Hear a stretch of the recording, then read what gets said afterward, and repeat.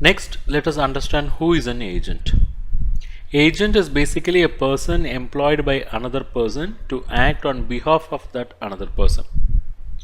So that another person, we can name him as principal. It means agent is basically a person employed by principal to act on behalf of the principal. For this agency, there is basically a law of agency, and only from that this deed of agency can be derived. If you look at section 182 of Indian Contract Act, you can get the definition of agent, and it provides agency can bind the principal to third party by acts done within his or her apparent authority. Okay, right.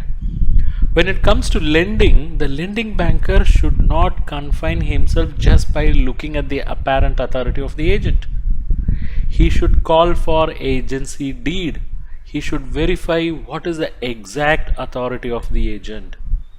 He should also look into the restrictions which are placed on the transactions and what are the actions which agent cannot undertake without the approval of the principal. And whatever the documents that are executed by agent, it should specifically show that that document was executed by him in his capacity as agent, and agent should mention the name of the principal as well.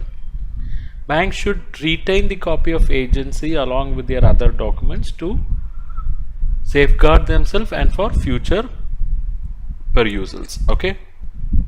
Section 201 of Indian Contract Act says how agency can be terminated.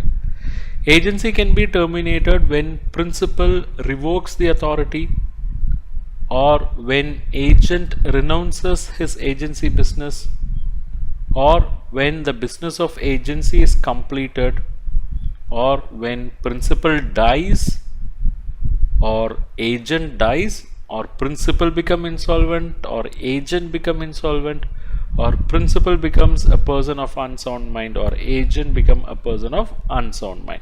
Okay, and section 238 of Indian Contract Act says it is a principal who is going to be liable for all acts of agent.